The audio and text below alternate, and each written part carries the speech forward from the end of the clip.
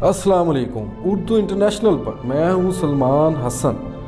नाजरीन, बॉलीवुड के मशहूर हीरो सलमान खान को सांप ने काट दिया।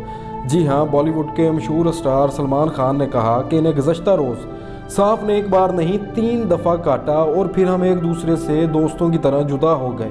सलमान खान आज अपनी 56वीं सालगिरह मना रहे हैं। इस मौका पर इन्होंने मीडिया से अपनी आइंदा फिल्मों के हवाले से बातें की।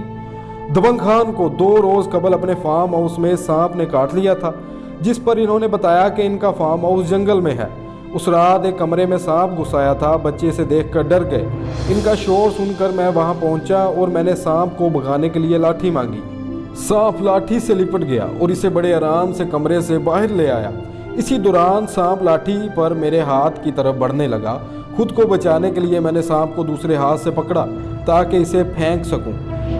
दबंग खान ने मजीद बताया कि सांप ने इन्हें एक नहीं 3 बार काटा। वो जहरीला नहीं था। मुझे अस्पताल ले जाया गया जहां मुझे सांप के काटने का इंजेक्शन लगाया गया। मुझे 6 घंटे तक अस्पताल में रखा गया।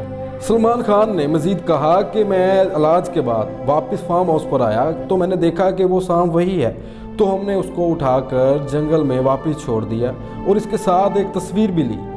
सलमान खान के हवाले से ये खबर सुनकर शायकीन बहुत परेशान हो गए और एक नौजवान ने समाजी राब्ता वेबसाइट पर यह लिखा कि सलमान खान को सांप के काटने से इतना दर्द नहीं हुआ होगा जितना कतरीना कैफ के काटने से हुआ।